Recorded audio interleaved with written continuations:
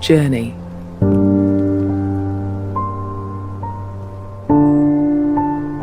Cozy up and snuggle down, for tonight's story is all about journey.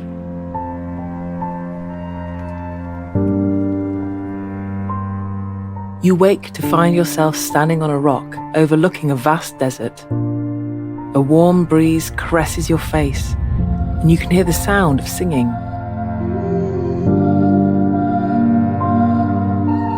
It is coming from behind you. You turn and see a fellow traveller. You observe the same red-hooded robe that you wear yourself, and the scarf that floats gently in the breeze. It requires only the slightest movement of air to set it in motion. You stand together, and the singing stops. You understand that it is time to start your quest, and together, you jump from the rock. The sand is soft beneath your feet, and you can find that you move quite easily. The sandscape before you undulates, rising and falling like the waves of the ocean.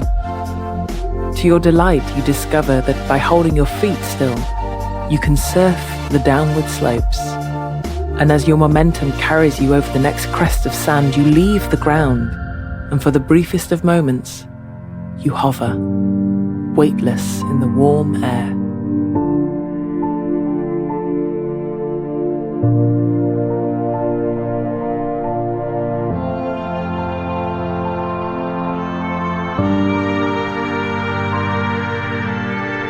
Together with your companion, you approach the ruins of an abandoned city.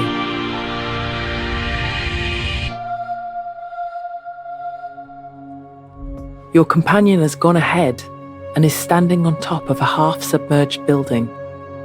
The surrounding sand almost covers the shuttered windows, but not quite. There is something trapped inside.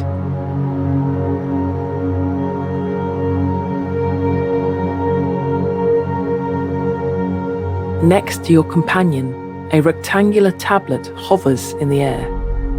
It glows with a white light, and its surface is carved with the intricate design of ancient runes. The singing begins once more, and you know what you must do.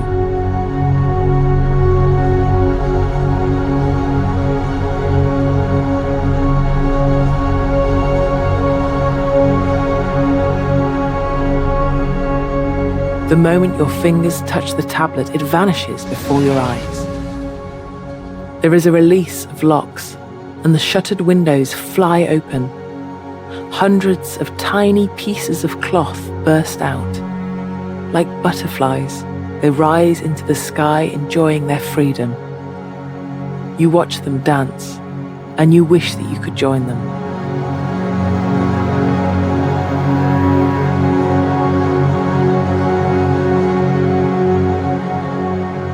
Your companion senses your wish to join them and leaps, joining the delicate flutter above. You leap too, and the pieces of cloth instantly surround you. They move as one and settle on your scarf. They weave themselves into the fabric, making it longer and longer. It glows with an intricate pattern of runes, and you can fly.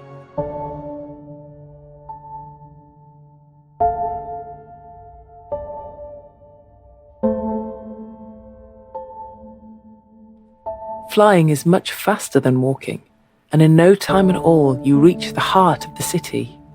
Here, more of the buildings remain intact, and you navigate between tall towers and the remnants of the vast bridges that span between them. Your companion begins to sing and descends towards the base of a majestic tower. Intuitively you follow, but find yourself in a world lacking in sunlight. The sand that surrounds you is hanging in the air like a dense, dark cloud. You can barely make out the muffled sound of your companion's song.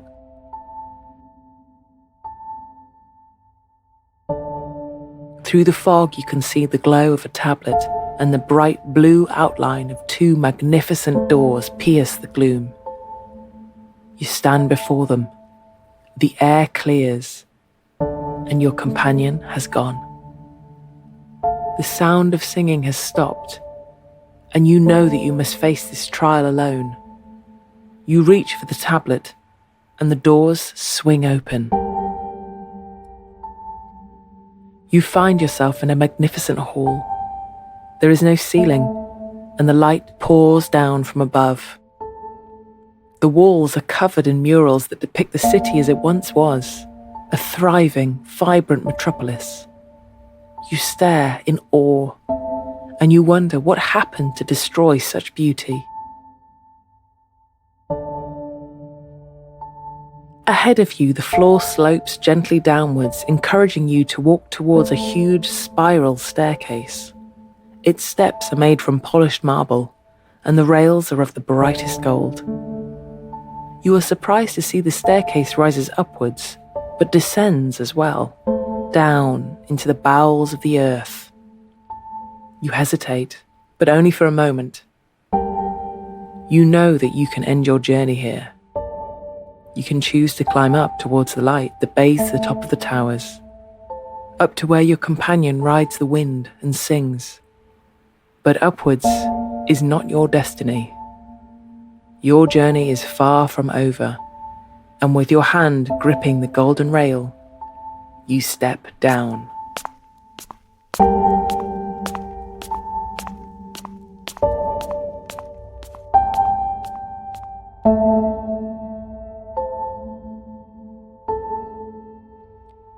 As your eyes adjust to the gloom, you see that you have arrived at the foundations of the city. You are surrounded by colossal boulders, carved with runes and steeped in a powerful magic that supports the towers above. The space seems endless, and in the darkest corners you think you sense the slightest movement. Your heart beats faster in your chest. You wait. You watch. You hold your breath. But nothing happens. You continue to explore. You are following a path that weaves between the giant foundations and is now littered with fragments of rock and rubble.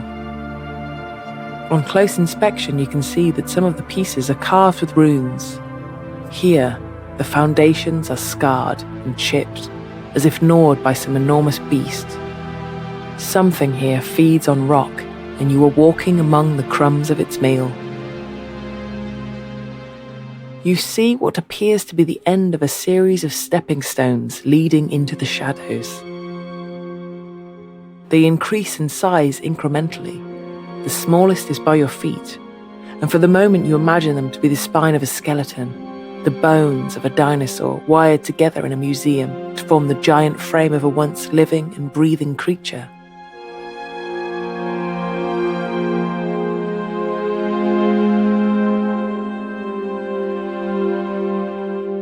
You perch on the tip of the very last stone and empty the breath from your lungs. As the last of your breath leaves your lungs, beneath you, the stone begins to vibrate. Suddenly, you are tossed into the air. You instinctively curl into a ball in an attempt to cushion the blow as you crash to the ground. You are gripped in fear and you stare wildly at the stones as they curl and flick like a giant tail. Then you hear the song. It is not like the song of your companion. It is a rough, out of tune, and painful jumble of notes that hurts your ears. You stare into the shadows, and you see a giant boulder rise into the air. It turns towards you, and you see red, glowing eyes. The mechanical jaw with its massive teeth opening and closing. You realize that this is what ruined the city. This is what gnawed away at the foundations until the towers fell and the houses collapsed.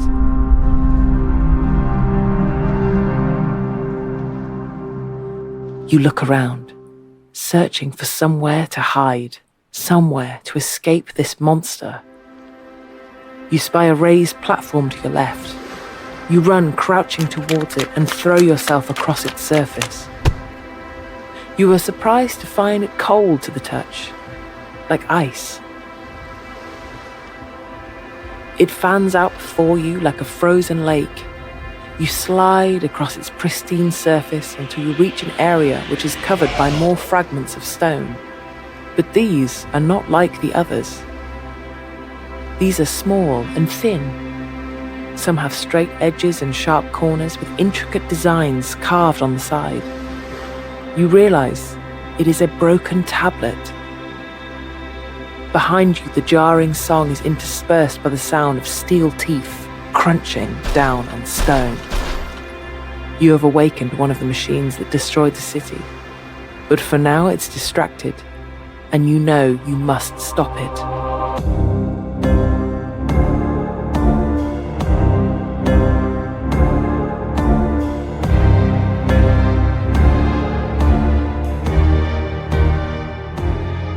Working frantically but accurately, you begin to assemble the broken pieces of the tablet.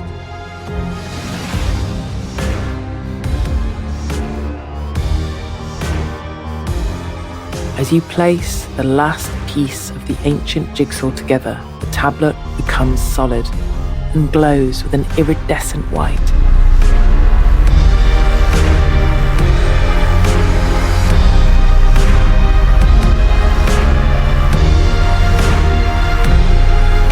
Fills the air with the sound of 1,000 voices singing, and you see the machine falter. It rears its head one last time before crumbling into dust.